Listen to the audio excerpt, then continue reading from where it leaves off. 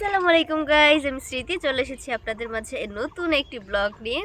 অনেক দিন পর আমরা গ্রামে আসছি, আর গ্রামে আসবার সরিষা ফুলের সাথে ছবি তুলবো না, এটা কি হয়?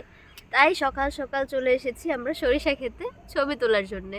শীতের মধ্যে দেখেন এই যে সরিষা ফুলের মধ্যে কুয়াশা শিশির জমে গেছে, দেখেন কি সুন্দর আর কি অপরূপ লাগছে দেখতে।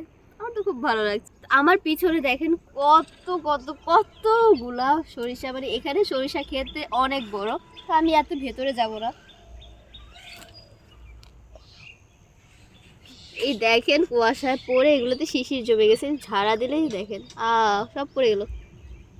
ও কিউট না? ছোট ছোট শিশির জমে গেছে, পানি জমে গেছে। এই শীতের সময় এই এই মোমেন্টটা যে দারুণ লাগে না। আর এই শীতের মধ্যে আরেকটা দারুণ অনুভূতি হচ্ছে খেজুরের রস খাওয়া। এই ভোর সকালবেলা খেজুরের রস খাওয়ার মজাটাই কিন্তু আলাদা, কিন্তু এটার মধ্যে নেই, সবাই পেরে নিয়ে চলে গেছে, তো ব্যাড লাক, আমার আর খাওয়া হলো না। আপনাদের কার কার এই শীতের সময় সরিষা ক্ষেতের ভিউটা ভালো লাগে অবশ্যই কমেন্ট করে জানাবেন।